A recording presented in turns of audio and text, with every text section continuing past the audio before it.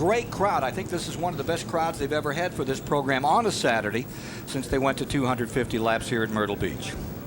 Well, Ken, one thing you can count on, when you come to Myrtle Beach, these people know they're in for one of the best races of the whole short track season. And it's fun for these people to come out here and be a part of it. And we're glad to be able to bring it to them on TNN. And, of course, Buddy Baker's part of Myrtle Beach from the very beginning. Boy, can he tell you stories about racing here. And we'll get to those later. Right now, let's get with Randy.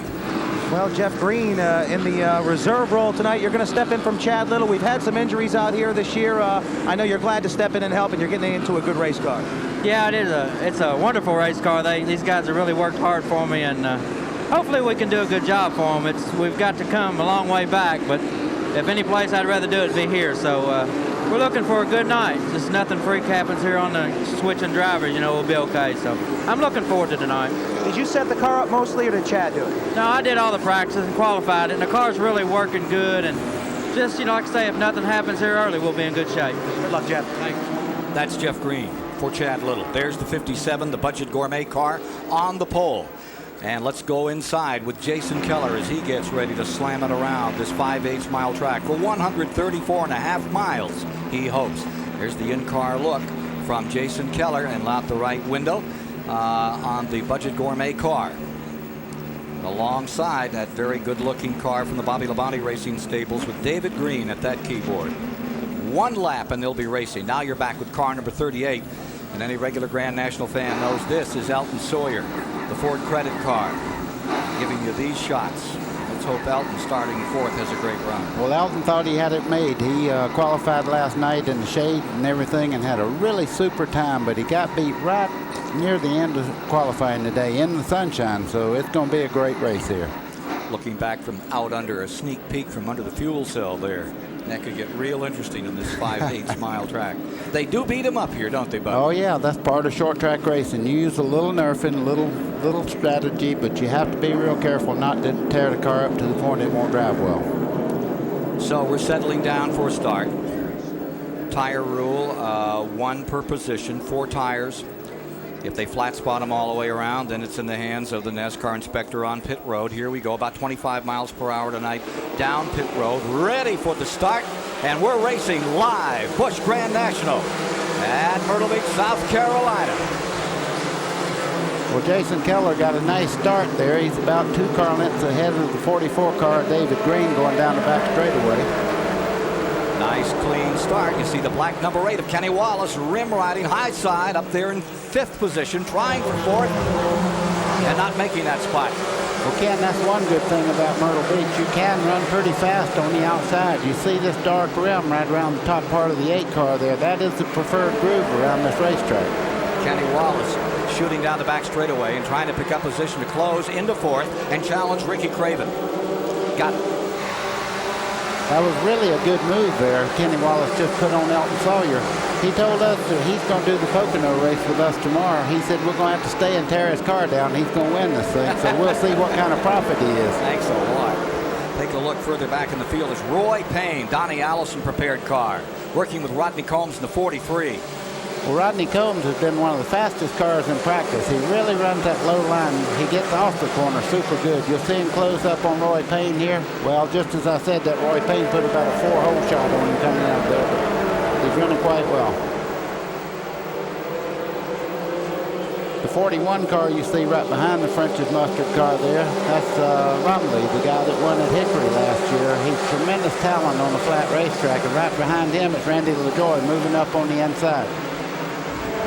Randy LaJoie, those drivers from up in the Northeast seem to have a problem qualifying, buddy, but once the race starts, they really get up in this thing. Of course, Craven's been here a couple of years. You told me they don't do much qualifying up there. They have to run practice races and stuff like that to qualify. Heat races. Yep. I ought to know that. I've been around since rocks.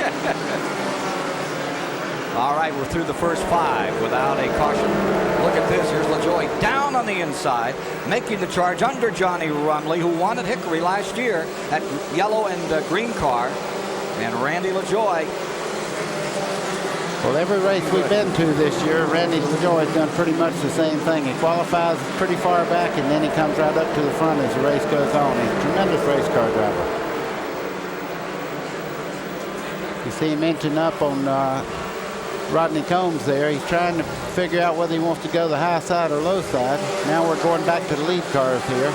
Ricky Craven's under green going down the back straightaway. Yeah, there's Craven making a shot for second place. Ricky Craven, the point leader, is there, and with him is coming Kenny Wallace on the bottom side out of turn 4.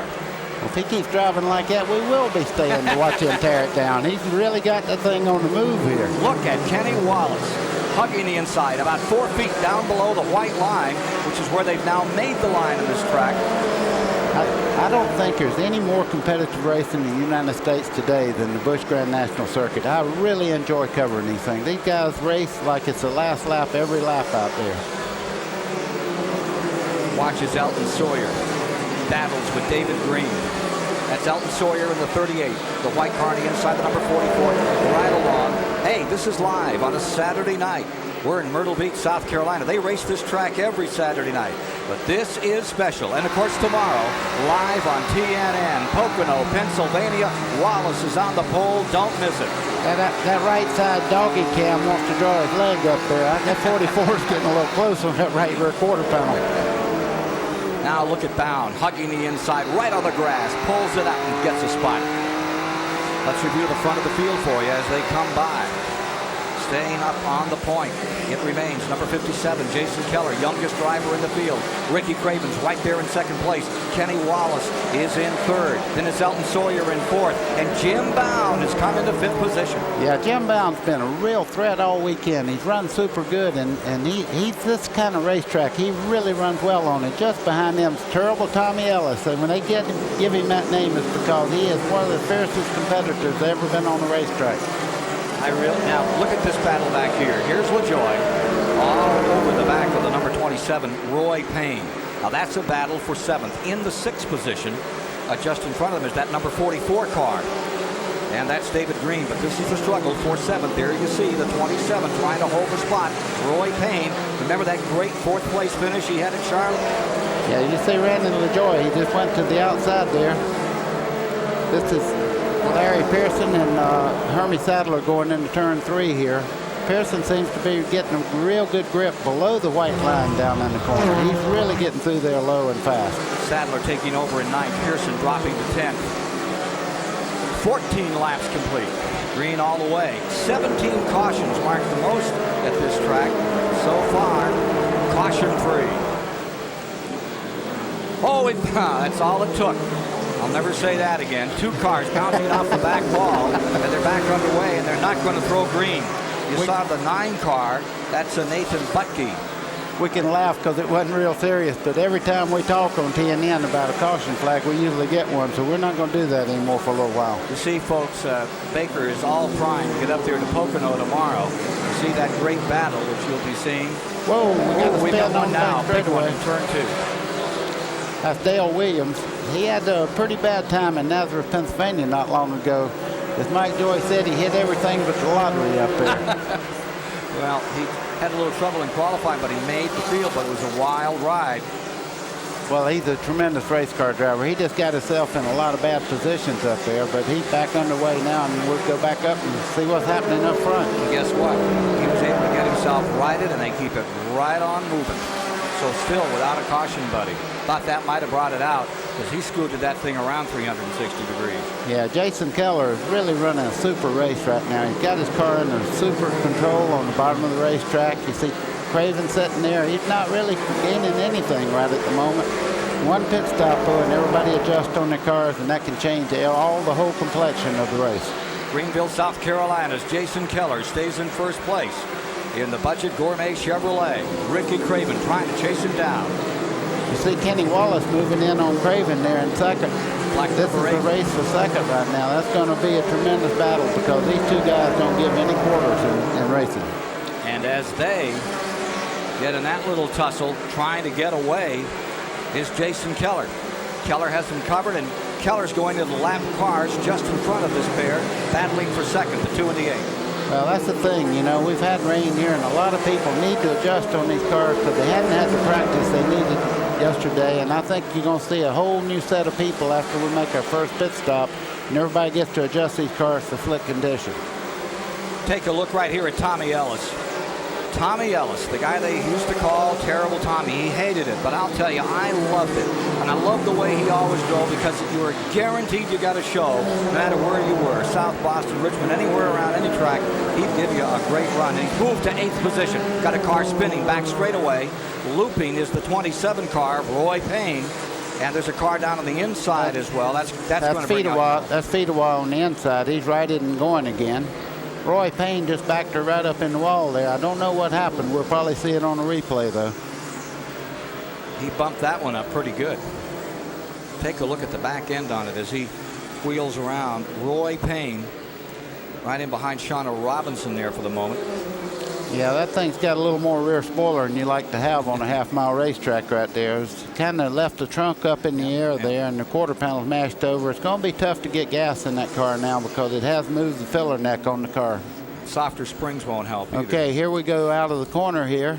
Well, he looked like he might have had just a little bit of help from Rodney Combs there. Not a whole bunch. It certainly wasn't anything on purpose, but when they touch in that particular part on the racetrack, you see Hermie Sadler just got collected in that mess. Hermie took a real clout. Hermie Sadler's number 25. And there's Fedewa down to the inside. 75 car. Doug Heverin got a piece of that, yeah, too. That's kind of everybody just getting in a toss there and getting thrown to the inside. So we're under caution for the first time with 23 laps completed, 250 to be run. In the Carolina Pride, Budweiser 250 on TNN.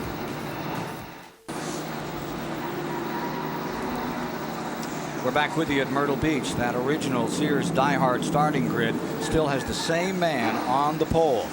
And let's see if he's going to be able to stay there with Jason Keller. As you watch, this was moments ago as Chad Little came in to change seats with Jeff Green.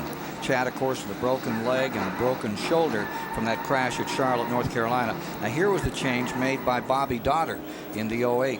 This has to be the most horrible time for these guys. In the car itself is not too bad, but getting out of that thing, that really hurts when people start tugging on you so you don't lose the lap. Coming down to get green once again, Tom Peck now in for Bobby Dotter, and as they come to the stripe, the leader is Keller. Ricky Craven is in second, Kenny Wallace in third as they reel him out. In that fourth spot where he started, Elton Sawyer right there. Boy, oh boy, that's Shauna Robinson caught on the outside there, and everybody trying to put her a lap down. In doing so. Randy LaJoy is on a steady march toward the front, but he's got a lot of company there. He's got Tommy Ellis right on his rear bumper coming out of the corner.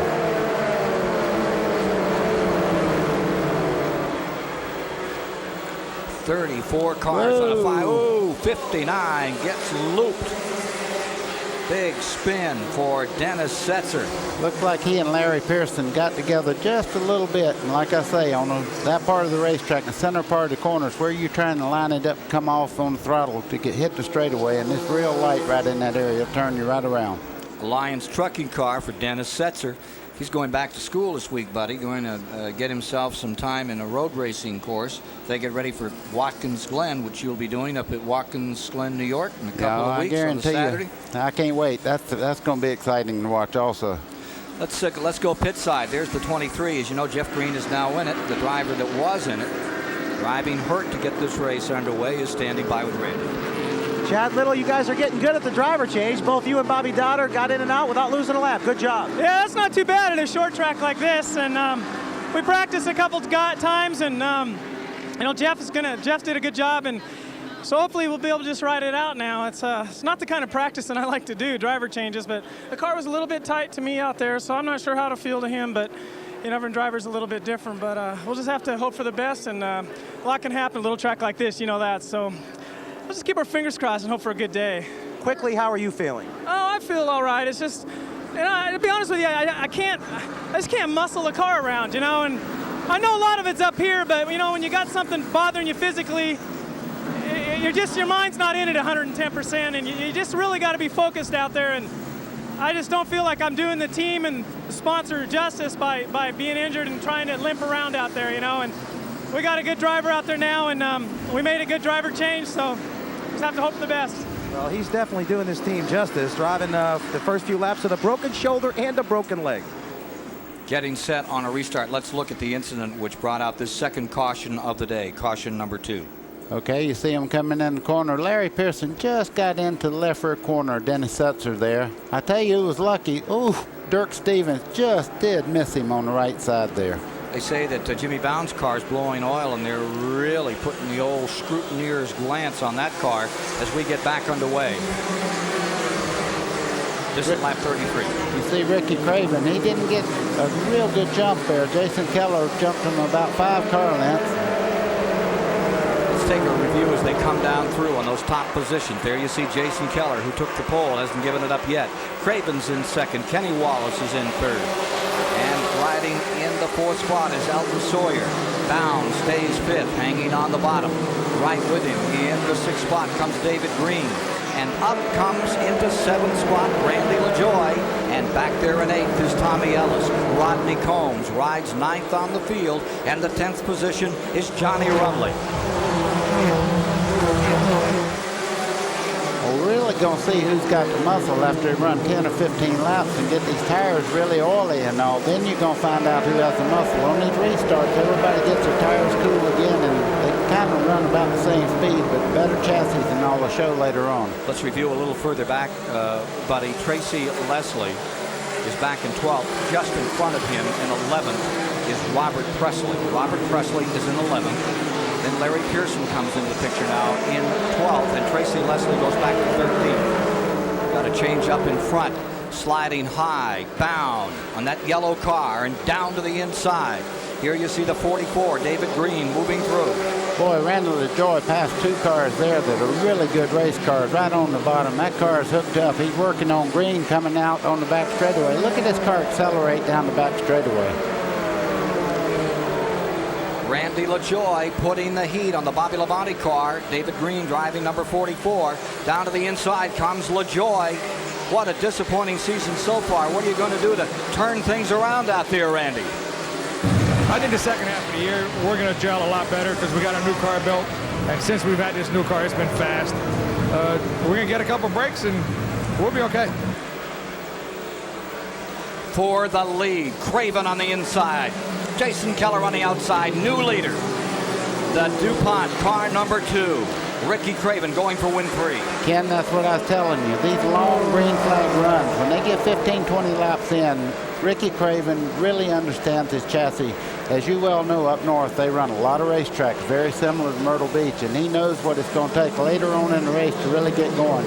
I wouldn't be a bit surprised to see him start walking away. First time he's led here at Myrtle Beach Speedway since '92. He had 13 laps that year. Here's Craven out in front by not by much over Jason Keller. Something's happened to Kenny Wallace. He's lost about 4 or 5 positions. You see right now, Randy LaJoy's got by him. Tommy Ellis is going by. I don't know whether he's lost the handle or if they're having some kind of mechanical problems, but he's definitely dropping back through the field now. Tires taking an awful beating on this track, buddy. They really chew him up. Well, the big thing is when you get back in the throttle, you have to come into the throttle real easy or you light the rear tires up. That's why I was never too hot on these short tracks. I keep the rear wheel spinning all the way down the straightaway. Kenny Wallace has fallen into 6th position, and he's about to be grabbed by David Green. Meanwhile, in front, look at Craven, former winner of the Oxford 250, hanging right in there and staying right with him. Keller. Yeah, and Elton Sawyer starting to move up into this 2-car battle for the lead right here. You see him coming in the frame there. He's right on the bottom of the racetrack. He's real smooth on the. Most guys that run Richmond, South Boston quite a bit know how to really drive a race car in slow conditions. Look at Tommy Ellis. He has come to 5th spot on a roll, and he's closing up on LaJoy. We've got a bundle of them up in front. You're watching it live on TNN. Stay with us for the Carolina Pride Budweiser 250. It's the prelude to tomorrow's 500-miler at Pocono, PA. Today's exclusive coverage of the Carolina Pride Budweiser 250 on TNN is brought to you by Napa. We keep America running. 50 laps complete, 200 to go, and it's wheel to wheel for the lead. Look at this struggle. Craven is getting past Elton Sawyer, who led last at Nazareth.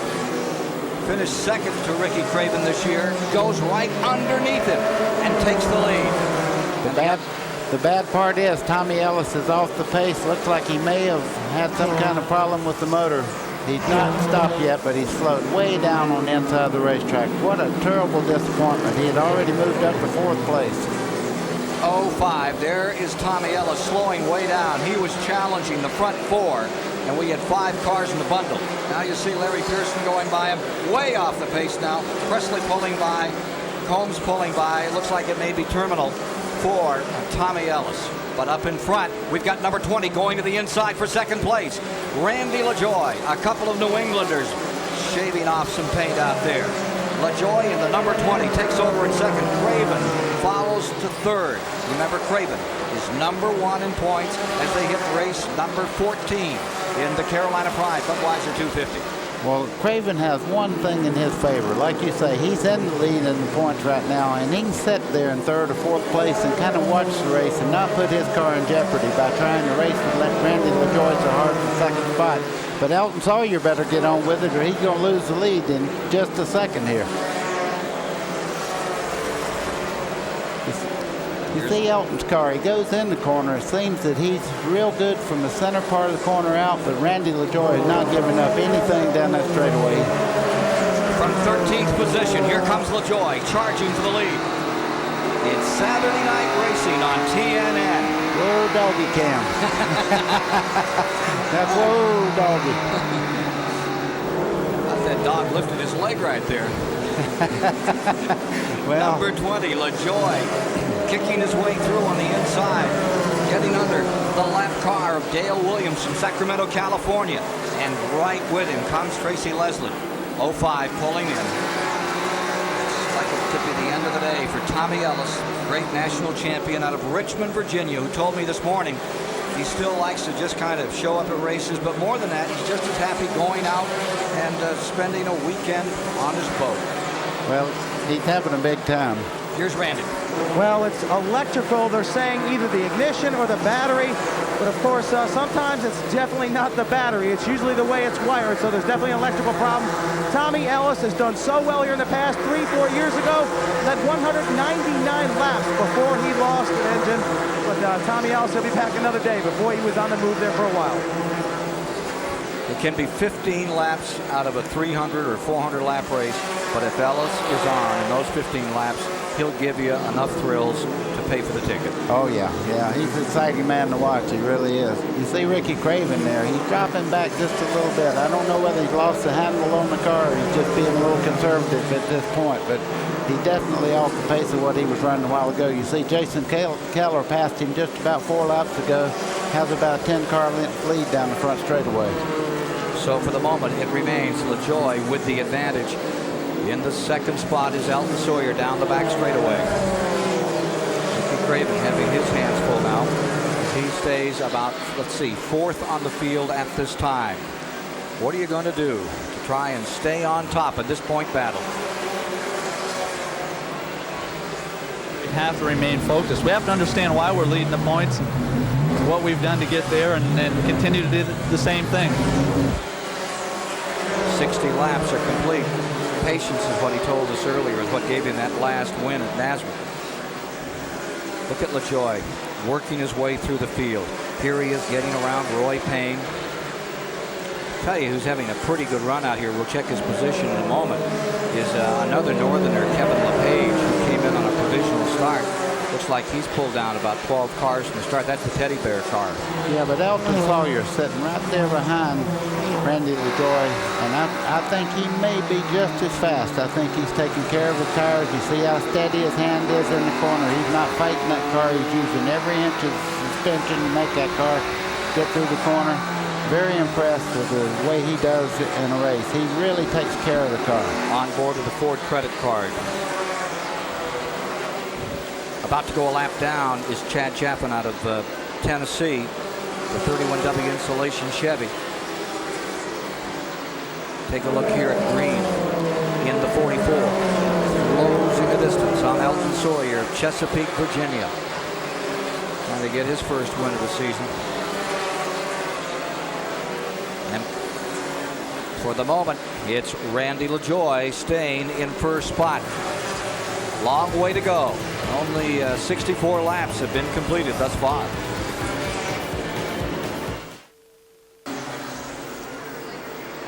Some old-fashioned Saturday night action in turn 4. Fetterwell got spun around and got clipped pretty hard. Third caution of the race is now on the track. It's live here this evening on TNN. Join us tomorrow from Pocono, Pennsylvania at 12 noon as Rusty Wallace and Ricky Rudd will lead the field down in Winston Cup racing. Tonight it's Busch Grand National. There you see Fetterwell's number 55 that just got abused up here in the 4th turn. I think we'll get a chance to see again what happened to him out here in this skirmish.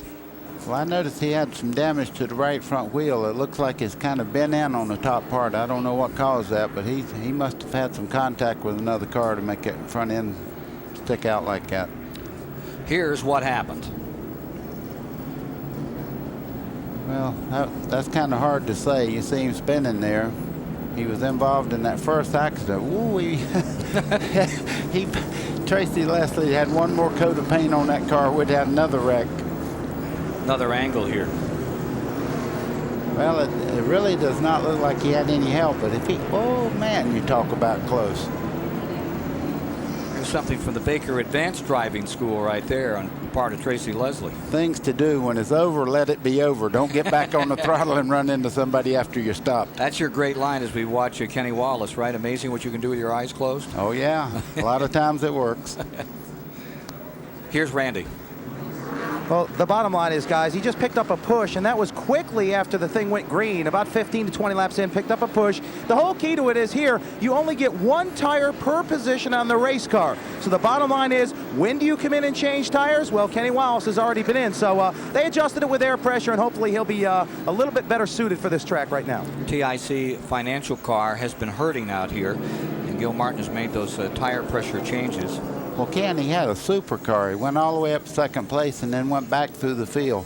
So it's something they can adjust. It's a small adjustment, and when you can run that fast for 10 or 12 laps and then fall back through the field. So maybe they got it now. Randy Pemberton is over there with Tommy Ellis. Well, folks, if you watched last week at Dover, you'll remember Tommy Ellis took a very hard lick, and to the credit to his crew, they fixed this automobile that he was out there with. It's the same exact car. They came here. Tommy, you were absolutely flying. What happened? Man, we was awesome. Miss Luxair Chevrolet was running so damn good.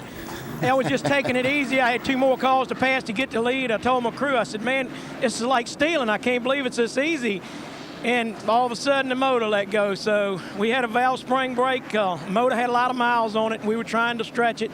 Shouldn't have done it. We had a fresh one. I guess, you know, we're in a learning process with this team, and things are biting us, and it's hard to take. It makes it not any fun. But the Luxair Chevrolet was where it needed to be, and it was going to the front. I believe we'd have been at the end. Boy, you're not kidding. Thanks, Tommy. Don't you like him? Oh, you gotta like that, folks. I'm gonna tell you. That's the gentle version of Tommy Oh Ellis. yeah, that's. Hey, listen, this is Sunday school right there. This guy is a tremendous competitor, and I tell you, when I run up against him on short tracks, Yep. I give him a little bit of room because he could get just as right as you could. Getting set on a restart here. Buddy Baker, I'm Ken Squire, Randy Pemberton, and we're standing by for more action at Myrtle Beach, South Carolina, just about ready for a go. And again tomorrow, weather permitting. We understand they've got rid of all the rain in 18 states over Pocono, Pennsylvania today. Poor Mike Joy and Darrell Waltrip. You're up there tomorrow with Michael. I want to know. You'll probably all talk all day about weather. They were all talking about going fishing. They were going to do it on the front straightaway, though. I don't like those kind of stories. But anyway, it'll be good tomorrow. You can bet on that. Here's Randy LaJoie bringing the field down, and as he does, with him in second spot comes Elton Sawyer. Then the pole sitter is right there in third as they come to green. Jason Keller. Green is out. In the fourth spot, it's Ricky Craven.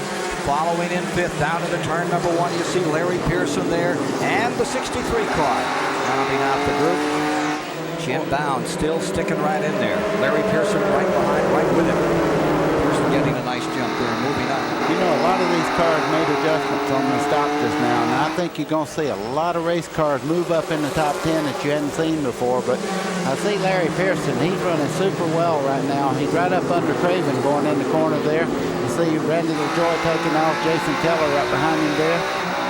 Kenny Wallace is coming back on pit road. Car number 8 that had been contesting for the lead earlier has pulled back into the pits, and they're going for tires on car number 8. What probably happened there is they couldn't tell which one was leaking down, so they just go ahead and change two right sides. I think under the green you can change as many as you please, but you're going to lose a couple of laps anytime you go in the pits here. This is happening to lap number 74. All right, you're riding with Elton Sawyers. He tries to close in on the blue number 20 of Randy LaJoie. If you're new to racing, you won't see it better than on a 5/8 track like Myrtle Beach, South Carolina. Coming down for a holiday in South Carolina, come to Myrtle Beach. They do this every Saturday night, but not with Grand National cars. Here comes Elton Sawyer on the inside, going into the third corner over here. But I guarantee you one thing, he'll have to earn that spot. A little casual contact, a little chrome horn, beep, beep, I'm here. Saturday night, full contact racing at Myrtle Beach. All that does is just get your attention. There's a car around you that wants your lead. That don't really rattle you a whole lot. I've had Tiny Lund hit me 17 times in one corner trying to get by me. Tell you what, that won't loosen up that guy in the number 20 car. He's been beaten up on more tracks. He just hangs with the program.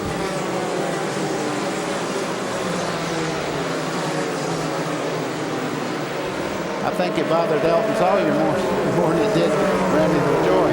See Roy Payne, that 27. Have him a lap down or have him in the same lap, buddy? Well, you see Jason Keller there, the pole setter right on the bottom there. He's trying to hold off Craven, but Craven's really on the march right now. He's getting a good run up off the corner. Look at Fedewa trying to get one lap back from that spin a second ago. He's trying to get under LaJoie. What a good job he's doing. Young man out of Holt, Michigan. Oh, he's a racer. He goes for everything he can do. Not only is he a racer, but he's a third-gener. Look at him come up the outside. Man. His grandfather is in the Michigan Racing Hall of Fame, and his grandfather was the mechanic. Just beside them, you see Roy Payne moving up into the picture there. He wants to get his lap back. He was in an earlier spin. They've got the back of that car beat back down, tied down with bungee cords and everything else. And they have the aerodynamics pretty good as he goes by Randy LaJoie on the outside. So that's a makeup of a lap, and that's what Rumley's doing in the 27 as well. He's trying to pick up one right here. So as the battle continues, this is a attempt to make up a lap by Rumley. We'll take a pause for a moment and then be back with more of the action.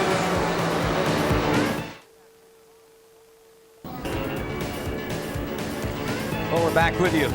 Myrtle Beach, South Carolina. Great place to spend a weekend. Buddy Baker spent a lot of weekends here. We won't get into that. Boy, I'm telling you, what a beautiful beach. When did you first come down here, Baker? Well, you seen that last little fishing dock there? Yep. It wasn't here when I come the first time. We're under caution, folks, as you can see. It is the fourth caution of the day.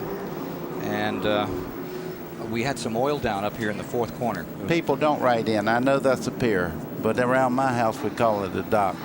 So, you know, I get letters for everything I say wrong, and boy, do I get letters. Well, I said something wrong, too. Let me tell you, I said Rumley was that's Roy Payne, and that Donnie Allison prepared car number 27. Let me make that correction right here and tell you also that at this point in our lap complete category, as we are in our fourth caution, and they've got the oil truck out, or the speedy dry truck, 84 laps are now complete, buddy, well, with four caution periods, 166 laps remaining in the event. Tomorrow, TNN brings you race day live at 11:30 a.m. and at 8:30 p.m. Eastern. That's tomorrow on TNN. Race day live at 11:30 in the morning and 8:30 Eastern as well. And no baseball scores or anything like that. It's strictly racing, folks. See, I'm telling you. Now you're going to get in trouble with all the baseball people. I don't and care. I can tell you really are concerned. I know where they watch. The racing community and TNN sends best wishes today for sure to a great friend of ours, Marion Cox, watching us today from the Virginia Hospital over in Veterans Hospital over in Charleston. Boy, what a gentleman. I guess everybody in racing owes him something, because anybody that ever drove for him grew up a little bit just knowing him. He was a tremendous man, and I mean, like Cale Yarborough, Dink Widenhouse, Haskell Willingham, Little Bud Moore. So many people have driven his car. Cale? Oh, yeah. Car number 50. Never raced on Sunday. Never would. He wouldn't even pull it on Sunday. He'd pull off the side of the road when it was 1 minute past 12. Yep. Get out the Bible, and that was the day. Yep. Anyway, Marion, I hope you're enjoying this race tonight. This is your kind of race and your kind of place. So we're almost set on a restart here. I think they're going to take another lap at least before they turn them loose, and let's get you abreast of how they're running. There you see the Kenny Wallace, number 8. And Randy has an update on this car for us, the TIC Financial. Well, just a few moments ago, the car was not running well at all. He flat wore the tires out. The car just would not work. They came in the pits. They changed a couple of tires. They stuck a rubber in the right rear. They said it was pushing awfully bad. He goes back out, runs a few laps, said the car's the best it's been all weekend. So he's going to line up on the inside and try to get his lap back. What they're talking about when you hear that, folks, is that's a insert that you put into the spring to make the rate a little bit stiffer, and what that does when the car goes in, the rear will skate just a little bit, and it keeps the front end from plowing into the corner. So it really helps them, and they have this advantage of putting it in there. They either put a full rubber in the rear spring or they can put a half rubber. They know exactly what that rate's out to, so they can make the car really get around the racetrack. Finalube number 20 stays up in front, buddy, as we get set to go racing here shortly. At least one more lap before they turn them loose here at the Myrtle Beach Speedway, the only track in the country which hosted all 3 generations of Petties, and they never ever won here. A lot of tracks can say they had the Petties, but Petties always won one way or another. This well, was that's one hard to beat 'em. believe. I thought Richard Petty had won everywhere, at least twice. So it's Myrtle Beach, and it's live on TNN this evening with Buddy Baker. I'm Ken Squire. Stay with us.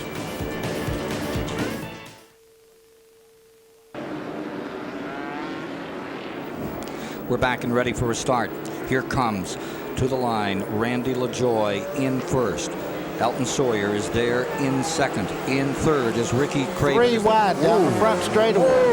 Somebody had to give. I'm glad Randy LaJoie was looking at what he was doing just then. Boy, was he on the button on that one. Here comes Wallace in the 8th, trying to scrap back into this thing. With 26 cars in that lead lap. I think one of the big stories here is car number 71, Kevin LePage, from dead last, a provisional starter. He's up to 10th, and he's fighting for 9th as he tries to work his way through. There you see it. That teddy bear is growling right now as he gets around the 59.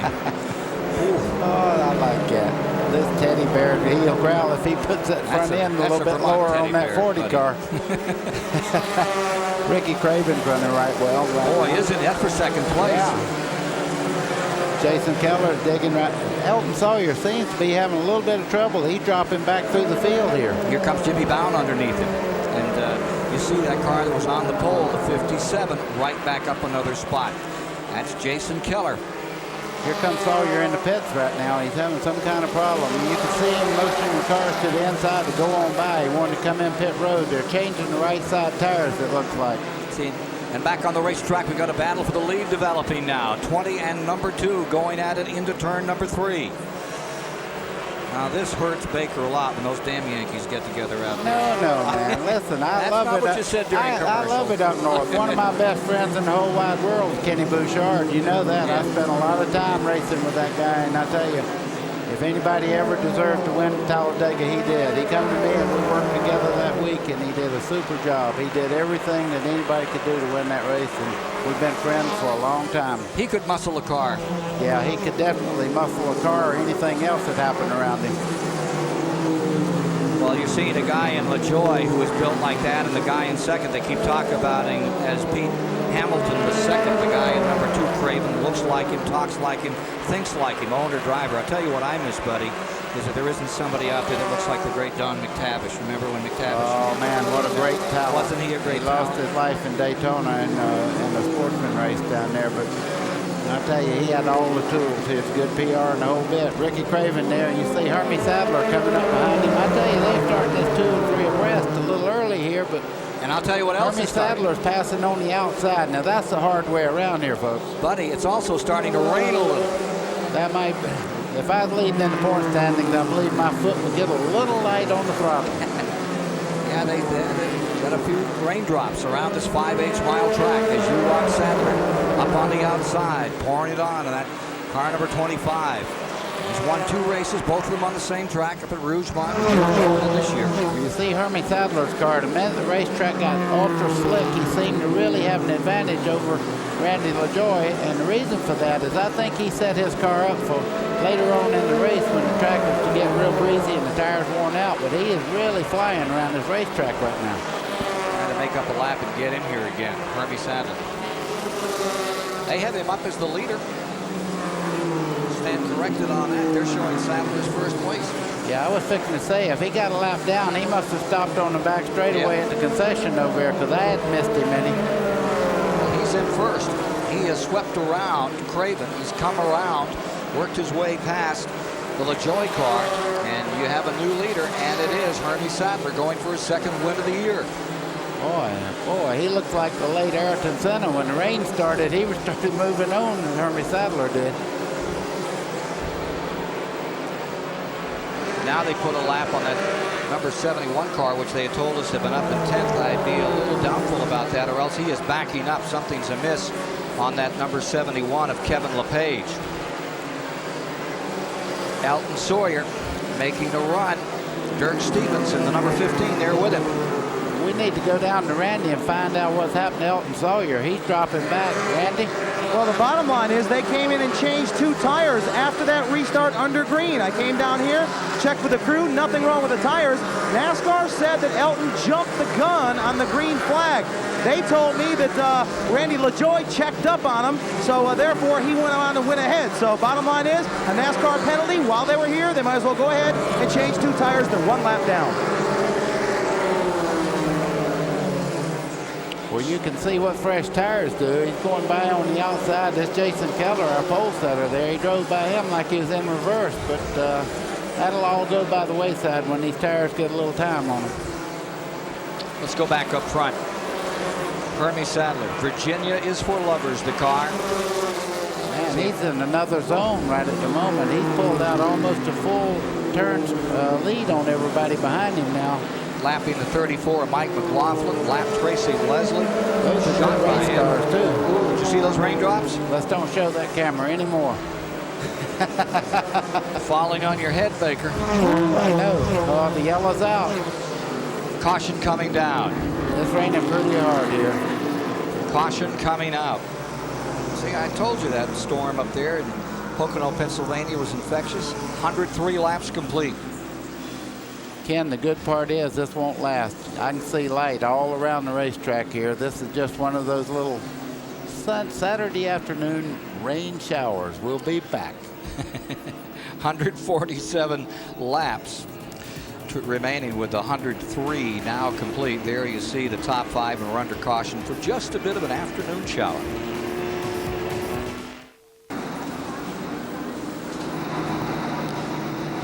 We're back with you. 111 laps completed. Myrtle Beach, South Carolina. The Carolina Pride Bud 250. And 23 cars remain on the lead lap now, buddy. And we are having a little bit of a shower. So they've flown the caution for a few moments. What's that? Caution number 5? Yeah, you can see the clouds in the background there. They look a little meaner on TV than they really are. We got some reports of nice weather coming this way, so it shouldn't be that much longer. It has quit raining here at the racetrack. We'd remind you that tomorrow, 12 noon Eastern, that's when TNN brings you the UAW GM Teamwork 500 live Winston Cup excitement with Mike Joy and this guy Baker and all the rest of the gang from Pocono Raceway. That's only on TNN, the Nashville Network tomorrow. What a race you've got, buddy. You've got Rusty Wallace up in front on the start of that one. You've got Ricky Rudd up in the hunt for tomorrow's race. It's going to be a dandy. You know one thing, Kenny Wallace did the Dover race with us last week, and you talk about a real talent. Now, he is so much fun to do a race with. He brings a lot of energy, and anybody that hadn't heard him, tune in tomorrow because he does a great job of color analyst. He does a pretty good job of driving, too.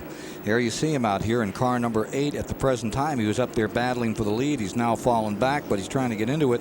He's out of the top 10 at the moment, and we're checking a position on him. They're showing him 19th now, but he said he was ready to come out digging when they got this race back for a green flag condition. Kenny Wallace in car number 8.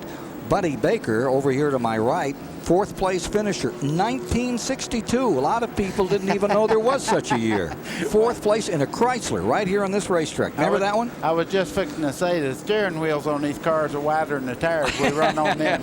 I look at these 10-inch tires that they run on now, and everybody complaining about being squirrely. They should have run on the old Blue Streaks that they had. Those things were so hard they didn't even holler when you got sideways. You just went directly into the wall. What was it like to race here then, 62? Oh, it was fun. I tell you, Run the daylight? Racing's racing. You know, I've had people say, tell me what, you know, if Fireball Roberts had lived today, would he won races? I said, of course he'd have won. A winner's a winner. It does not matter what generation they win in, because you can't say that Richard Petty wouldn't win today if he was in the prime of his career. He certainly would.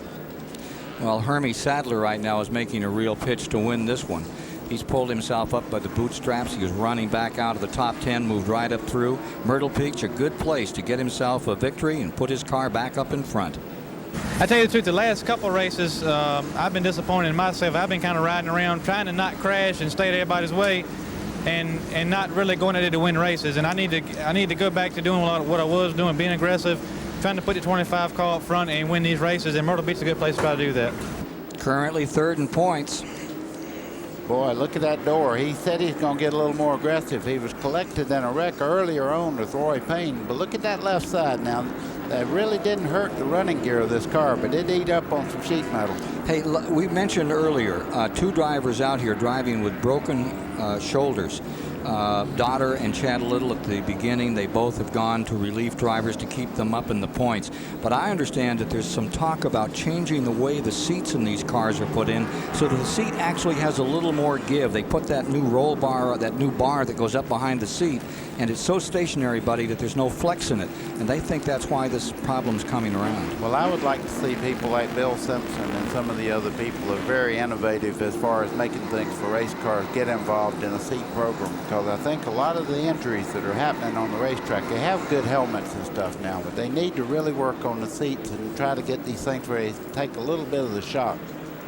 As we look at the Napa Field update here, it seemed that it was just too rigid on those seats. There is the Napa Field update. It shows you the front five. We're about a lap away from getting this one cracking one more time. You see LaJoy all the way back to 6 now and looking further back through the field.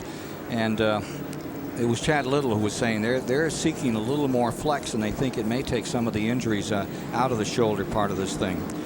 Running order at 110 laps is what you're seeing on the screen here right now. We're showing the 118 laps complete on this 5/8 mile track.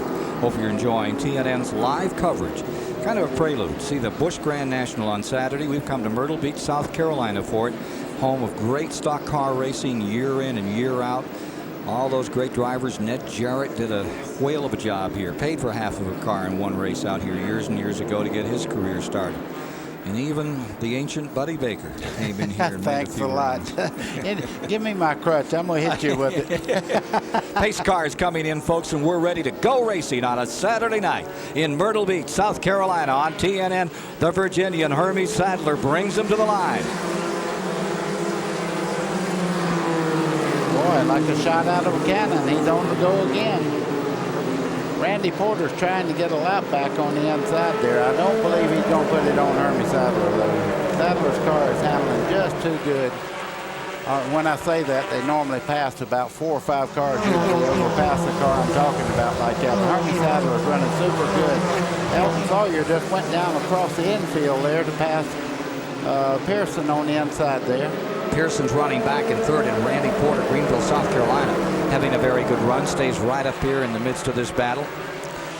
As we dart in between the showers, here you see Elton Sawyer working the bottom of the racetrack in that number 38. He's running a very patient race. That's McLaughlin's car that's smoking so bad there. Mike McLaughlin's been smoking for about 15 or 20 laps. It looked like he might have had some ring problems or something in the car, because every time he backs off, it puffs smoke. Look at Larry Pearson, that black and yellow car sliding back. He made a good run on Sawyer and falls back right here. That's Dennis Setzer up under him there. I tell you right now, the very bottom of the racetrack seems to be the fastest way around here. You see Dennis Setzer there. I think probably one of the best flat track drivers in the country. Setzer. Watch him in that 59, that Alliance car, and he's smart as a whip. Young guy that ran those sportsman races. I think I was saying the other night that he'd won them. He always was the guy in second place. He's not going to be in second place in this stuff. I think you're going to see a lot of No, I Setzer. think you're going to read a lot of articles about him later on because he has, as they say, the right tools to move right on up to the best in Western Cup. Almost 3 wide. Look at that, buddy. That's typical Myrtle Beach racing right there, where you get 2 or 3 of them. You see McLaughlin's car still smoking. Don't seem to be hurting the running of the car. He's right up with the front group there. There's the 59. That's Setzer taking another shot. And look at this front trio coming by. Sadler out in front.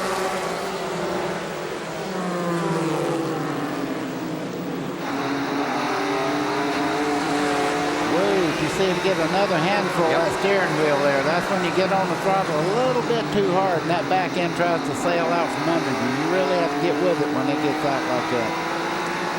Pearson falling to 5th. He's running right there as they come off. We're coming to halfway.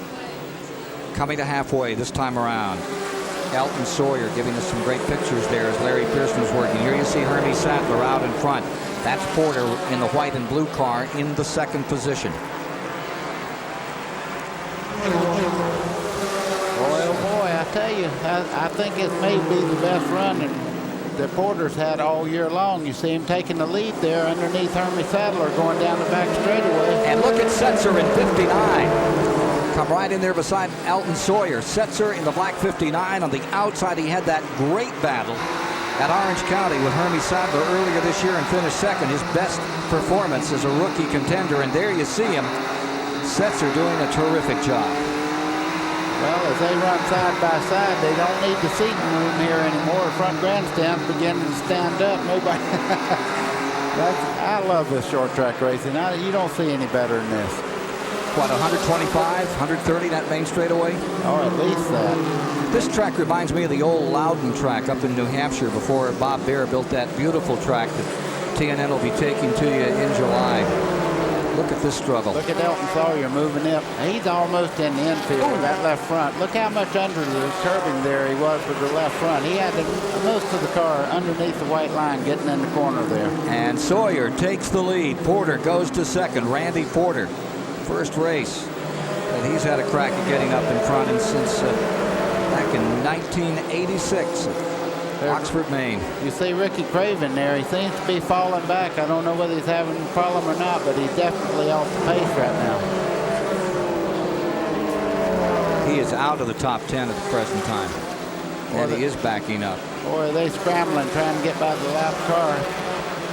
Looks like they think they're going to get more rain. Here's the 9 car coming in that Mike Wallace gave such a great ride to. That's Nathan Butke aboard out of Randall, North Carolina.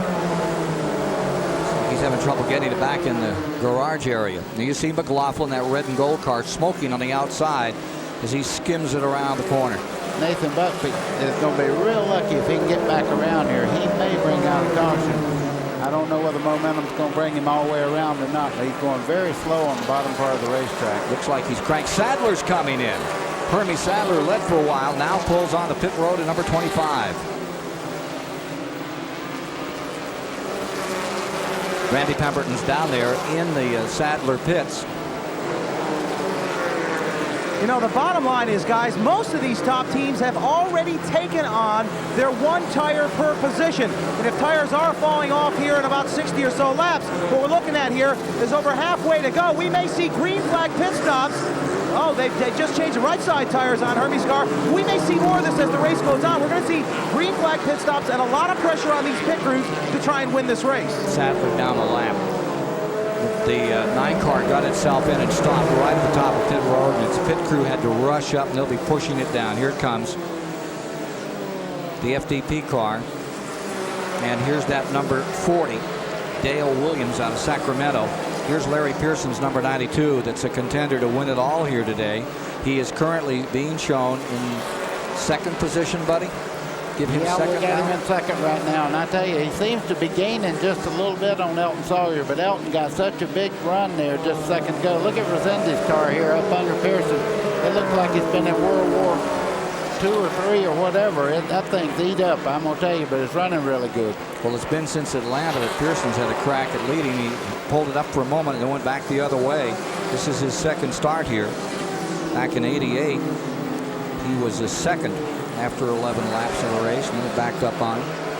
So Larry Pearson, for the moment, trying to get up there to fight for the lead with Randy Porter and Setzer. For the moment, he's having a handful.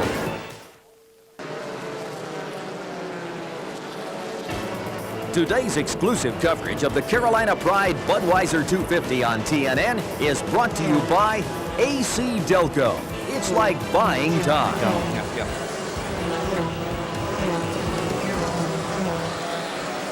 140 of 250 laps complete in the Carolina Pride Budweiser 250 from Myrtle Beach, South Carolina. Larry Pearson is out in front. Let me tell everybody, Elton Sawyer is not leading this race. Right now, Pearson's in the lead. Larry Pearson's leading. Dennis Setzer's running second. Rodney Combs is third. Presley's running fourth. And look Jeff Green has already moved into fifth. That's a big break for Chad Little if Jeff Green can drive that little car up there and keep him in the points. As you look at the Budweiser mid-race recap, 5 cautions, 28 laps. I think we've just had our second retiree as Mike McLaughlin has gone back behind the wall. The hood is up and he went directly back to his truck area. That was kind of a bad break for Randy LaJoie. He was coming in the pits the same time McLaughlin turned in, and he had to wait until McLaughlin turned before he could get in the pits, and it cost him a considerable amount of time. And as fast as they turn this racetrack, in 20 seconds flat or so, you can lose a lot of time by having to put on the brakes and wait on a car to get behind the wall. So Larry Pearson has the advantage for the moment. And it looks like Rodney Combs coming on for second spot. Rodney Combs in number 43, going searching for Larry Pearson. Presley pulls up. He goes into third, and 59, Dennis Setzer, falls back into fourth. Change of positions in that last couple of laps. There you see the 43 and the 59. Boy, Robert Presley. Presley's hard in the gas. He's trying to get Combs right now. He runs really well. You talk about a guy that's going to move into a plus job. He's moving in to replace Harry Gant or take Harry Gant's place. I don't know if you ever could replace Harry Gant, but he's going to take over the driving chores next year on the Skull Bandit. And he is just exactly like Harry Gant. Super nice guy. Pushing himself around Johnny Rumley of Winston-Salem, North Carolina, in that 41 car. There you see Combs, the 43, and then the 99 of Presley as they close in on Larry Pearson. Yeah, Larry, I think right now just taking care of his tires, because we've seen most of the leaders make green flag stops. They're giving up so bad on long green stops that they feel they can change tires and actually make better time. There you see him from 20th position, rolling his way up through into third. Presley sorted him out, waited a while, and made his run.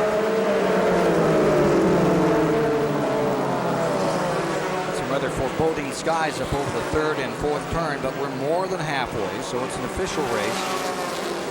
You watch Larry Pearson going down and getting himself stuffed into heavy traffic, and here comes Rodney Combs and Presley after it. They try to sort him out in the back straightaway. That's tight running. Moving in on Dale Williams in the 40, trying to put a lap on him and clear out. Wow, look at Rodney Combs move in there, and right behind him, Robert Presley.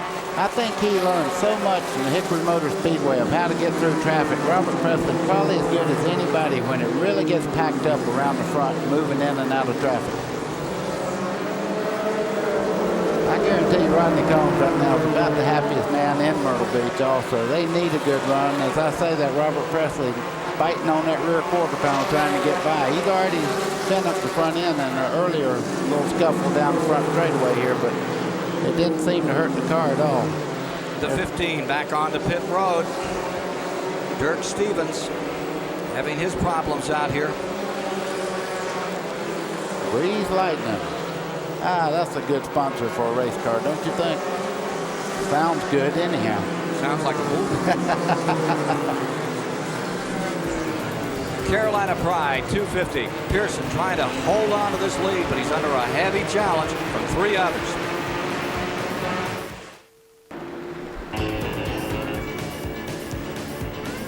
Sixth caution is out. It came out when the number 16, Chad Chafin, spun in turn 4, and the front of the field was bearing down. But just before that was a dramatic moment with Johnny Benson Jr., the number 74, the Staff America car, had the whole front end torn up, and he was trying to get on pit road. He had been in 7th. Take a look at what happened back here. There's Fedewa's 55. Pearson down the inside, streaking through.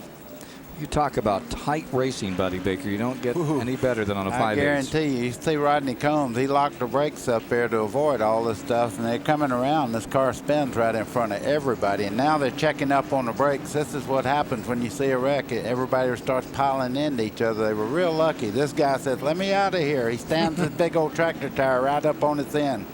And he did get out of there. 31W insulation car can consider itself fairly lucky out of this one.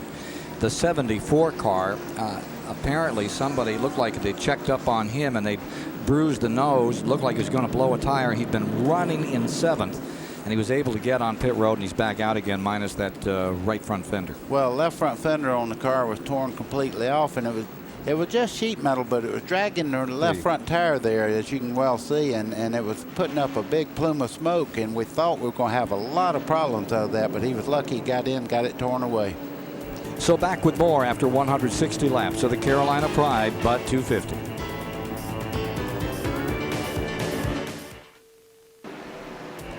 Today's exclusive coverage of the Carolina Pride Budweiser 250 on TNN is brought to you by Napa. We keep America running. As we come about, we have now completed in the Carolina Pride Bud 250, Myrtle Beach. Let's see, get us 162 laps in the books. Got about 87 laps to go. Randy, you got a little story we need to get to down to Randy in the pits. Yeah, I just want to document the fact that Hermie Sadler made up a lap on that. But we're talking about Larry Pearson. Hermie made up a lap under the caution there. But Larry Pearson, working without a crew chief, hasn't had one in a couple of weeks. He's basically setting the car up himself. He has a very, very good crew here. Gene Hicks is actually listed as the crew chief, but Larry is actually getting underneath the car, setting up the car. And I was just talking to the crew. He came up to the shop earlier this week, and they said they put a radical setup under this car. He said, we're either going to win this thing or finish dead last. Well, he's doing pretty good right now. I'd say. I don't believe I'd change a thing right at the moment. It seems to be working quite well for him. You know, he's a 2-time champion in the Busch Grand National Series, and I'm sure they made a lot of notes that working with his father and all, I'm sure that he knows basically what goes under this race car. Hey, don't forget, coming up Saturday, June 25th, TNN televises the Phase 150 Busch Grand National Race, Watkins Glen, New York, on the road course, beginning at 2 p.m. Eastern, 1 o'clock Central. Live motorsports action here on TNN. Getting set on a restart with Pearson in first, Coombs in second, Presley third, Daughter will be fourth, Dennis Setzer follows him. Then in sixth, it's Keller. In seventh will be David Green. In eighth, Bound. In ninth is Doug Heverin. And Stevie Reeves rounds out the top 10. Jeff Green in the Chad Little cars back there in 11th. Randy Porter is 12th. Elton Sawyer now 13th. We'll see Kenny Wallace coming out of 14th. Resendez is in 15th. Hermie Sadler in 16th. We're showing 16 cars on the lead lap as we get ready to fire them up another time. A lap down in the 17th position would be Fedewa in the number 55 car, and then following him as we come to the green is car number 6, Tommy Houston, and then the number 74 is in 19th with LePage back in 20th. Boy, Larry Pearson got a great start, but Rodney Combs is right up on his back bumper. Look at Ricky Craven, though. He's coming up out of that corner like a rocket. These starts like it is very important not to get caught up with lap traffic. Oh, we have a spin up here. Dennis Setzer getting caught out of turn number 4, and he's underway again. No caution coming on. And all the way to the rear goes Dennis Setzer in the Alliance trucking car. The good part of that, he didn't really hurt anything on the race car other than just spinning around, but it does put him in the back of the field, and that means he's got terrible track position trying to make up and get back up to the front.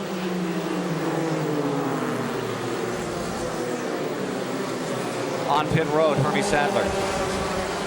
Boy, that cannot be good there. He just made a stop not long ago into the green. Craven out of the first lap 16. Here you see him in the number 2 car trying to close in on Larry Pearson, get himself back up into this battle. Let's go down to Randy. Boy, you got to consider that a tough break. Just made up the lap. I'm not sure if he got involved in that or got a little body rub there. They went to the right-hand side. Now they're going to change all 4 tires. Talking with Pearson earlier, they were thinking about pitting exactly after a green flag start. But as far as the Hermie Sadler thing, they must have had a possible tire gone down. They've changed 4 tires back out, and the 59 car is on pit road as well. The 2 car in 21st is a lap down, way on the tail end of it, but he's making them up now. Actually, he's 2 laps down, and Craven is... Yeah, they're starting to stack them up here. You see David Green there. He's trying to get track position right outside of him. And Johnny Rumley going in the corner. Roy Payne, the 27, has just pitted. Randy Porter's been in and out at number 35. Robert Presley's car hasn't come back up to speed just so yet either. I don't know whether he's having a handling problem or maybe has a tire going flat, but he's dropping back through the field pretty quick here. Yellow and green of Rumley's car holding on out there. You see his arm inside the car. He's waving. He's coming in the pits right now. I don't know what in the world could happen to the car.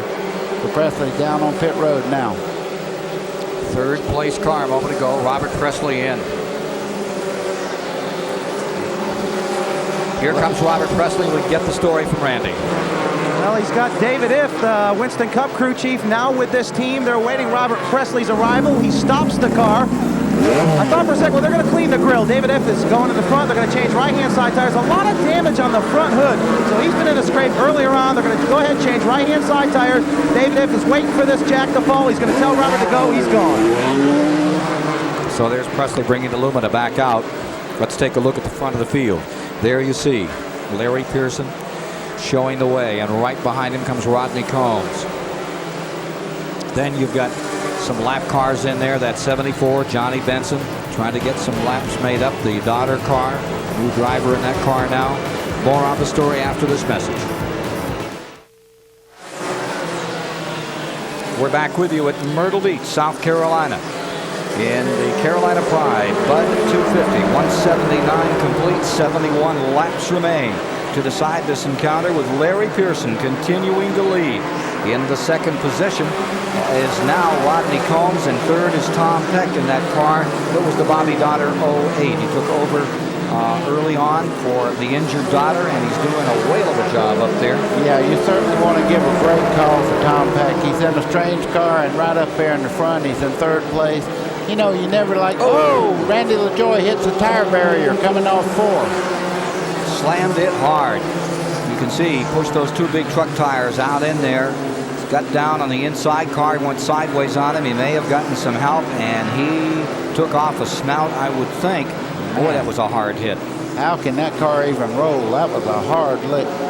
He hit hard enough so it rotated him all the way around 360 degrees out of the sheer momentum of tagging that wall sideways. Tough car. I think the replays will be pretty interesting on that little wreck there, because he might have had some help. That's a strange place to get into that tire barrier without a little bit of help. And those tires really must have saved him. Take another look. You see Dennis Setzer right behind him there. They just make a little bit of contact there, just enough to set LaJoie right into that tire barrier. Tremendous amount of damage to the front of the Fina car. Tires saved the day. Speed shot will give you might give you an idea. Let's see here. Those tires did exactly what they're there for. They worked. It's like the water barriers at Charlotte. I don't know how many people those things have saved, but those tires did their job. Now they got to go back out there and get them in position, but that really saved that boy just then. And if it hit that wall in the driver's door, it could have ripped it in half. Down to Randy. Well, the crews were talking, both teams that were involved in that wreck. Ricky Pearson over here talking to the Fina team. Seemed like a civil discussion. I don't know exactly what they settled, but Randy LaJoie's team waiting for him to arrive on pit road, and Bob Johnson, the crew chief, talking to him right now. Absolutely heavy damage on that car. They're going to try and bring it in and fix it. That's all they can do. Without those tires, that would have been the clip and more. Here is another angle still. Okay, you see the 20 car right there. Dennis Setzer got right in the back. He turned up trying to avoid him, but what happened there, I think maybe Randy kind of checked up a little bit. He was behind the car, and maybe the car in front of him slowed just a little bit. Dennis Setzer is not the type of driver just to run into somebody. Bob Johnson, who for years worked with Randy LaJoie up in the Northeast, going to work. Back to us. Hey, tomorrow, noon, TNN, Wallace and Rudd bring them down to start. 500 miles of Winston Cup action right here on TNN. Mark Martin, Jeff Gordon, Ken Schrader all up there in front, and you'll see it all tomorrow on TNN. Join us at noon. We'll take a quick break here and then get back for more of the Carolina Pride Bud 250 Busch Grand National action.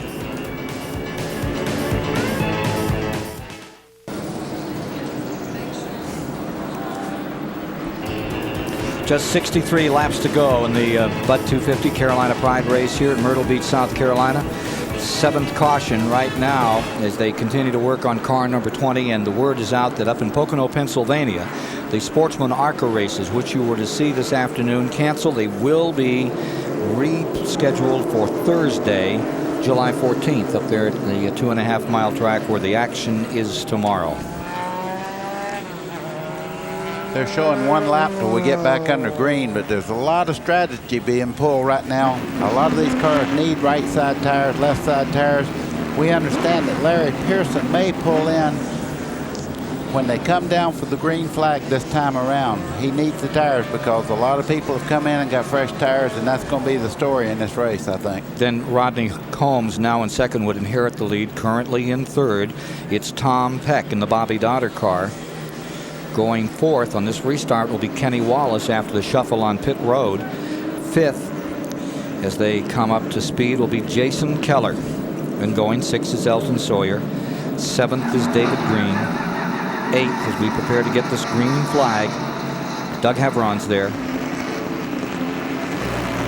Stevie Reeves looks like he's in ninth, not a lap down. And Resendez in 10th. We're showing 10 cars lead lap. There you see the 92 car. Let's see if he ducks in or takes that first one. No, then no, pulls he's in. going. I didn't think he was going to do that. I heard that. That's kind of a. You kind of have to have something else going on to pull in on the restart there. See Johnny Rumley trying to make up his lap there. Setzer coming up on the outside. Lap down Johnny Benson is in 11th on that restart. Here comes Pearson down the pit road. Yep. 1 lap in. Pearson is in. Randy is waiting for him. Rodney Combs now takes the lead for the first time in the Carolina Pride Bud 250. Ooh. Hermie Sadler way out of the throttle and backing way down, coming out of turn 2. Yeah, these cars are beginning to show a little scars of wear and tear. Back down to Randy. Pearson is in for the 2 right sides. You know, Buddy, I question why he wouldn't come in right on the green flag, start there like that, because, you know, with picking up speed, he could have saved at least a couple of seconds, not questioning what they decided, but I thought they might have come in right on as they dropped the green flag, but he's 1 lap down now. But I think everybody's going to have to do it.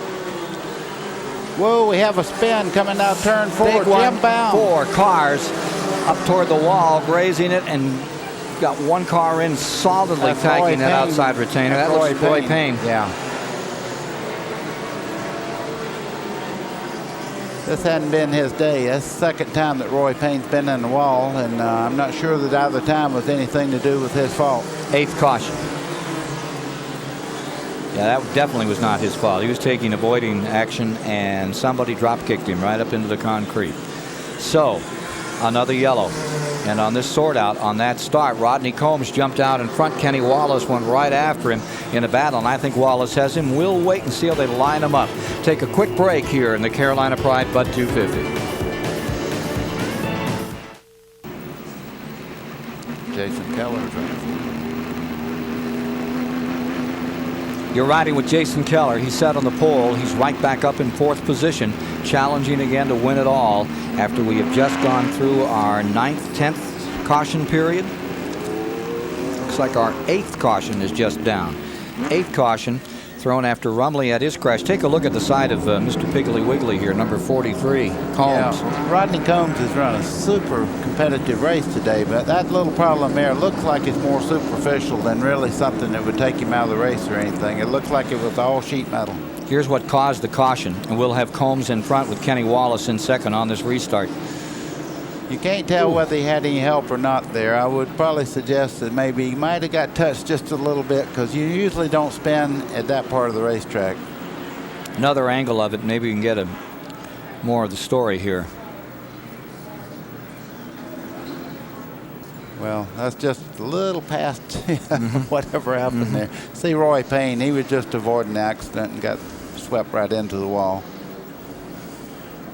Showing 195 laps complete as we get ready to go. And we'll have Rodney Combs back in front, Kenny Wallace in second. 99, Presley overheating. Yeah, you can see that big water hole behind him there. That come out of the overflow on these cars. They run it right off the right rear wheel there. So anytime you see that in the pits after a car makes a pit stop, 9 out of 10 times it's running really hot. As we get set on this restart, we'll have the 08 car. That's that Bobby Daughter car that Tom Peck is driving, the DeWalt car. He'll be running in third position as we'll come up to green. Then just behind him is Jason Keller carrying that onboard camera for us. Jason Keller for the Budget Gourmet people. There's lap car in there is Hermie Sadler and Fedewa's car, and there you see Jason Keller in the 57 with the onboard camera, and he's looking up around those lap machines as he gets set to sail another time. In the top 5, number 44 rounds out that quintet. It'll be David Green out of Owensboro, Kentucky, in the Bobby Labonte car. He'll be back in 5th as they get set to go again. See the lap cars being pulled up. They're still working on Robert Presley's car down in the pits there. They're up under the front of the car, so he's got damage. It's cutting off some of the airflow to the radiator somehow.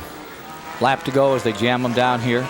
Bring the lap cars up on the outside, and Sadler leads those lap cars up. He'll make a strike to try to get his lap back. The 44 car has been pretty well abused, and right behind the 44 is Elton Sawyer. He's running in 6th position. You can be sure he'll come out in a charge and try to get back into this thing. Well, we got 2 races going now. We have cars on the outside lane there like Hermie Sadler and Fedewa and so on and so on, that are trying to get their laps back and get in this race again and try to win this thing, because we're not getting that far away from the end of this thing, and everybody wants in that lead lap in case the caution comes out, so they'll be right back in the fight. 9 cars remain in the lead lap.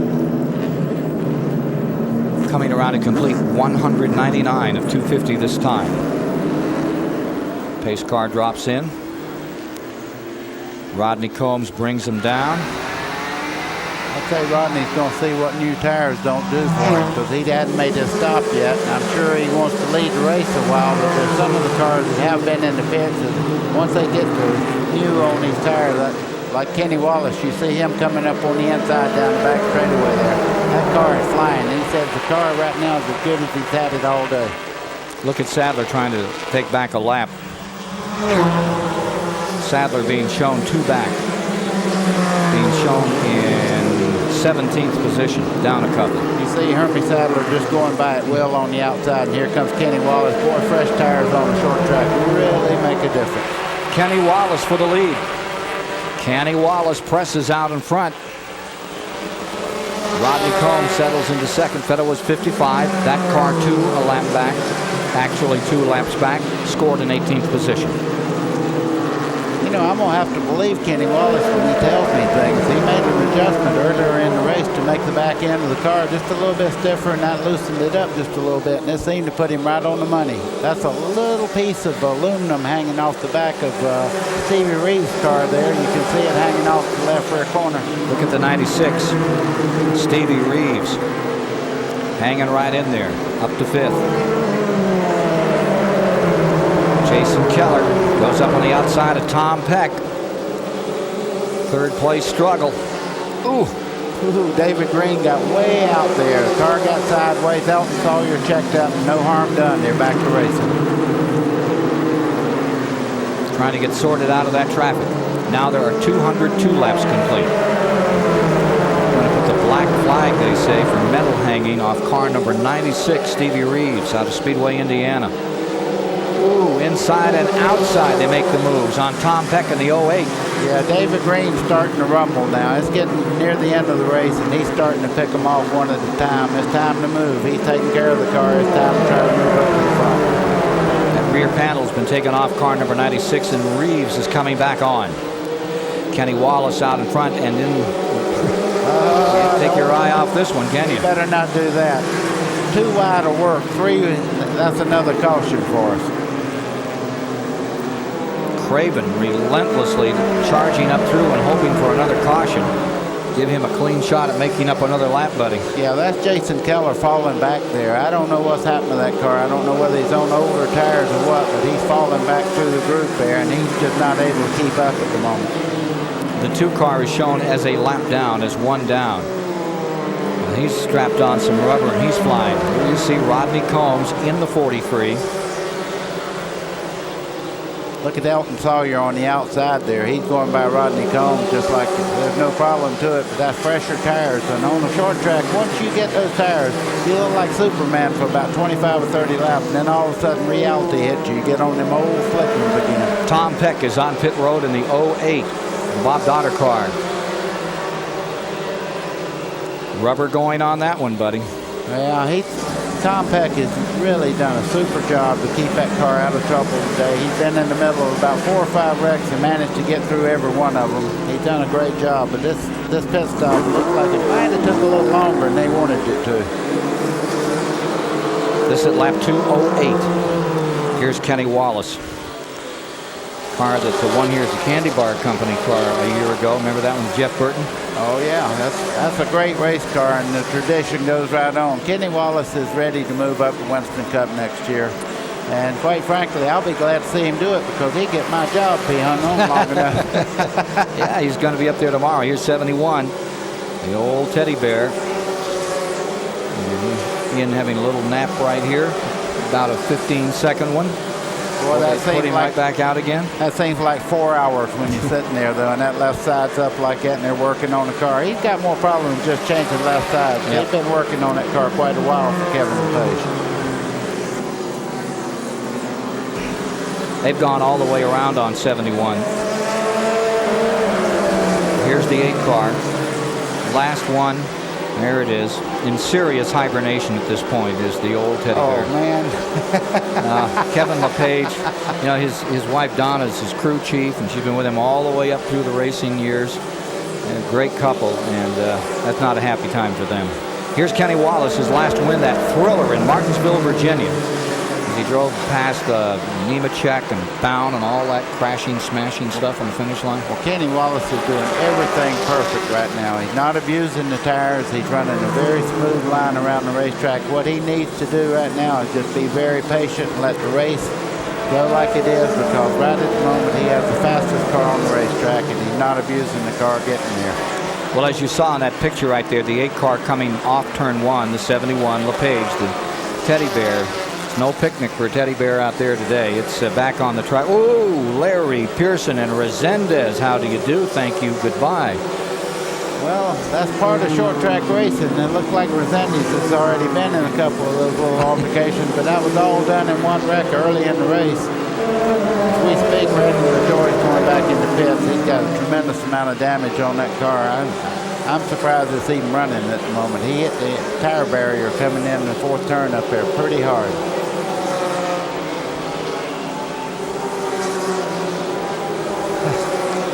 That 46 car, they're all beginning to take on the look of a quarter-mile track here. Yeah, Doggy Camp getting an eyeful right there.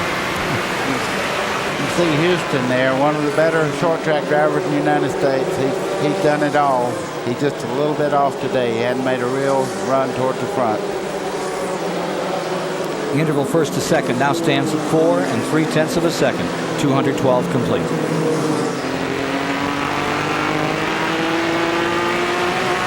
We're inside the Budget Gourmet car. Jason Keller. Hasn't he given that car a ride? Set it on the pole. He has. He's being very patient at the moment, too. You notice he goes down in the corner. You can watch his right arm there. It'll come up about, you start out at 10 and 2. That's about 10 minutes to 4 in the corner there. But he's real smooth with the steering wheel. He's not fighting it, because you start sawing that steering wheel, You talk about the tires going away. It don't take but about 5 or 6 laps and you're like you're on grease. Running in 4th position. Keller has some second place finishes, 6 of them in his career, still looking for that first win. And here comes that number 2 car making up another lap or attempting to, Ricky Craven.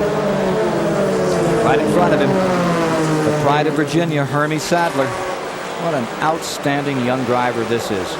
Here's Craven trying the inside now on the black number 8 of Kenny Wallace. There. Found a hole. Can he get through it? Made it. Craven still a factor in this one, buddy. I mean, he's just driving away.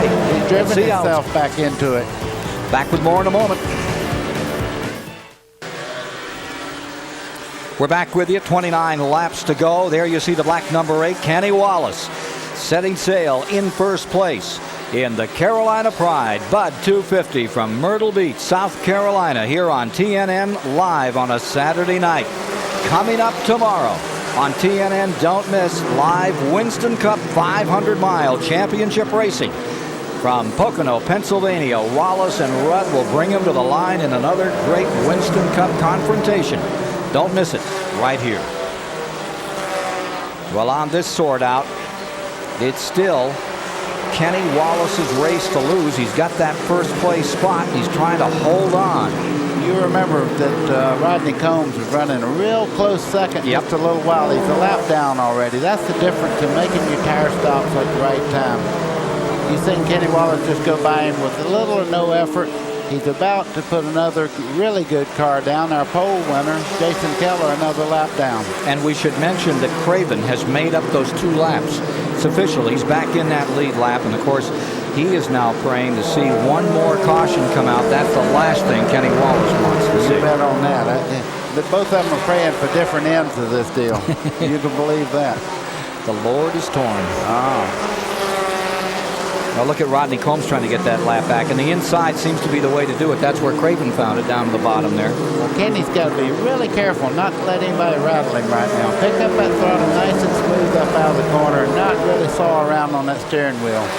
I don't think Rodney's going to make that lap up. If he does, so what? I mean, he's just back in the same lap again.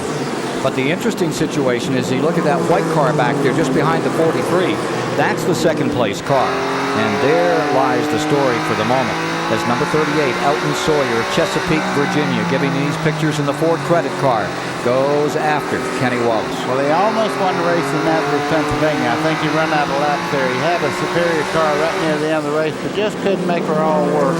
But he has really pulled down on Kenny Wallace right now. If he gets up to him, we're going to have an exciting finish to this race. So there you see, remember this 43 is trying to make up a lap. Got it right there. Will he keep it? He does indeed. Kenny Wallace stays in first. But here comes Sawyer challenging for the lead. Did you see Kenny Wallace's car turn completely sideways up off that corner? Now that's the danger of this. If he starts to really try to overdrive the car now, he really will get the tires hot. New leader, buddy, is Elton Sawyer of Chesapeake, Virginia. He qualified 4th. He's on his way.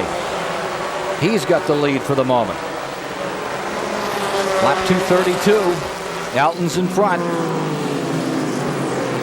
181 starts since Elton Sawyer won a Grand National race. Will it turn around today? This one isn't over, and there have been so many lead changes thus far. That would be the, 11th lead change among 8. Oh, they're going to update that to say 10 drivers? Wow, pretty good show. You got on that. Laps. Elton Sawyer got his hands full right now trying to put Combs down on lap, and you see Kenny really gaining up on him there going in the corner. Now he has to be real careful himself. One little slip and Kenny get back up under him. He has to abuse his tires to get back by Kenny Wallace again. So he's got to drive the car. It's his race to give away or win one. Brad Aiken's car looking strong for Elton Sawyer. Boy, that's a tremendous shot. We know where to put our cameras. We go racing with the guy leading the race here. Right. Got a snail's view, but that's no snail's pace. As we run out the laps, Kenny Wallace is holding on and staying right there, about 3 car lengths back from Sawyer. Tom Peck stays in 3rd. Now, you probably wonder why Rodney Combs just don't get out of the way, but he's still trying to get himself in position in case they had a caution. He just might win this thing, so he's trying to stay in that lead lap. So he's racing Sawyer as hard as he possibly can.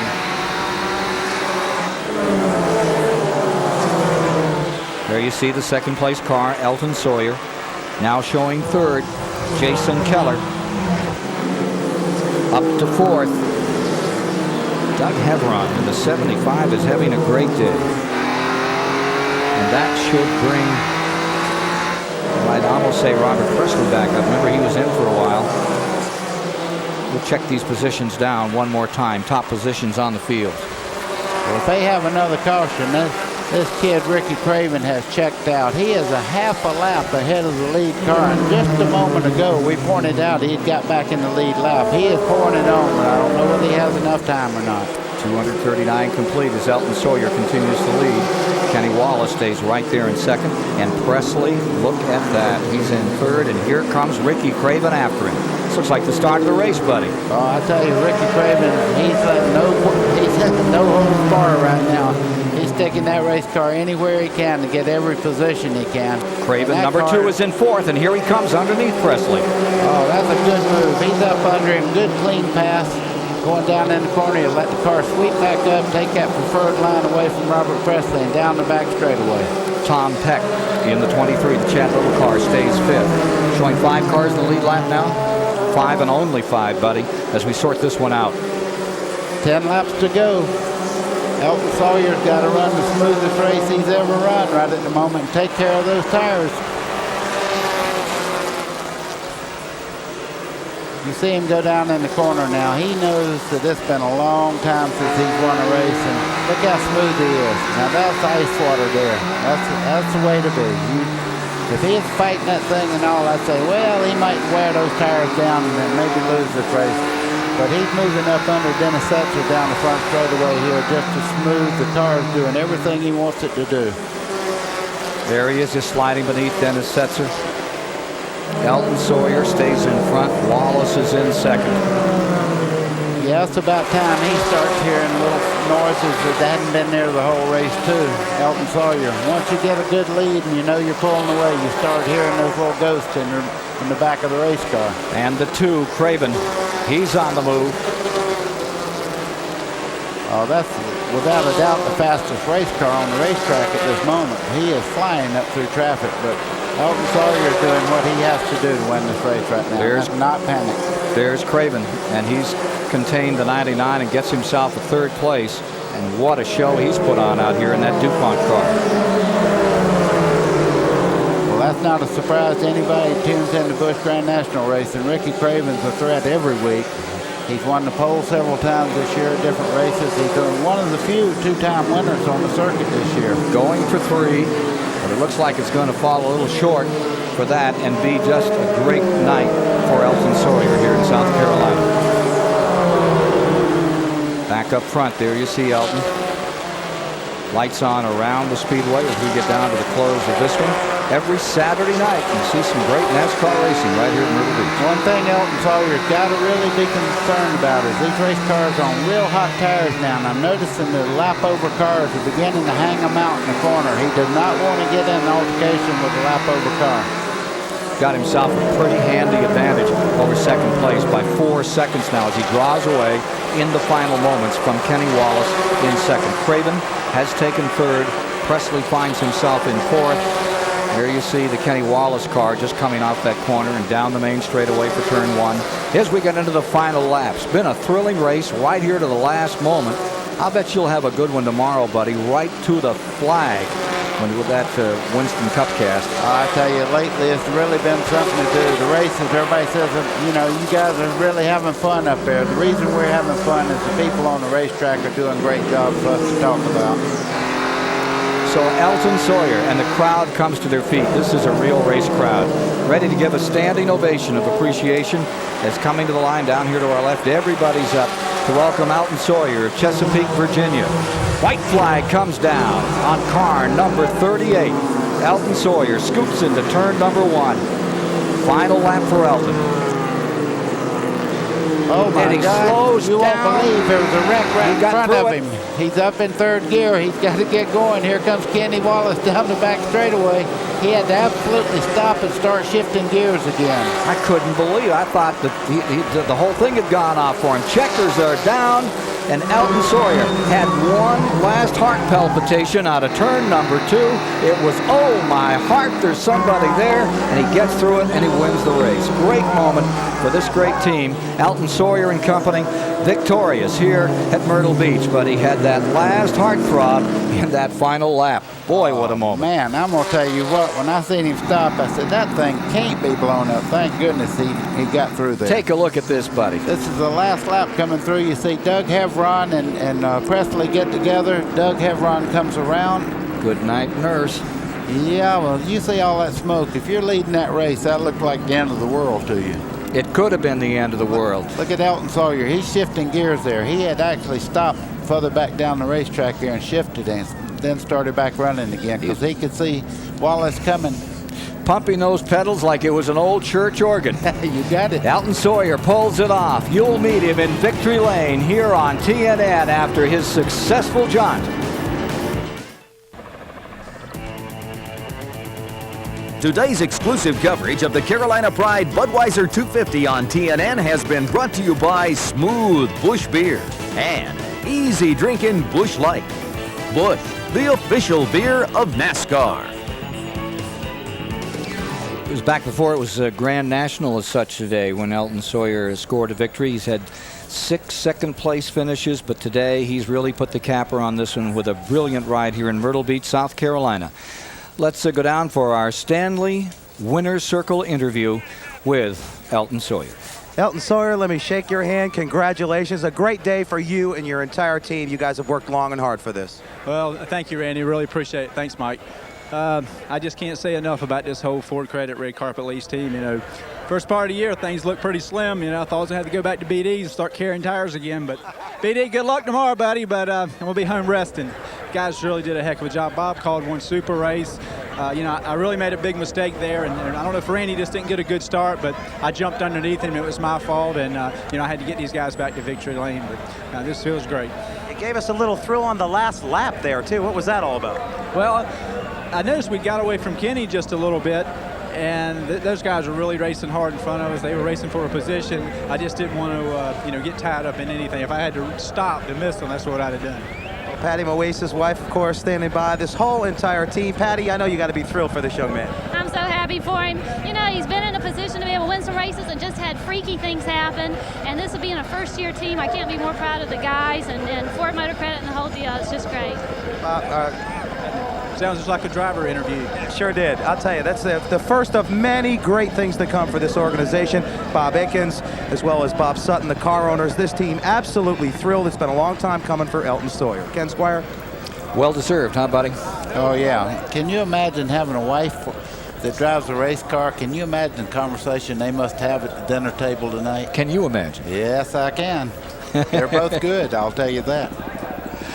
Let's take a look at the AC Delco point standing board here in the NASCAR Grand National ranks. Craven stays on top, David Green in second, Kenny Wallace third, Hermie Sadler fourth, and Robert Presley in fifth. And there are the numbers unofficially as of the reading here in this Carolina Pride Budweiser 250. As we get down to roll this one to conclusion, Baker, final thought from you, sir? Boy, I tell you what, just give me a good old short track any day. I love it. There's nothing better than a Saturday night at the races, and that's what TNN has brought you. Tomorrow, as you take a look at the top 5, it's off to Pocono, Pennsylvania. Mike Joy joins you live at noon to bring you all the great action of the most competitive automobile racing in the world, the Winston Cup on TNN. Don't miss it. For Randy Penmerton, I'm Ken Squire. For Buddy Baker, hey, great working with you. Hope we have some fun some other time. A lot of fun. I enjoyed it. Okay, that's it. Good night from Myrtle Beach, South Carolina, and the Carolina Pride Bud 250.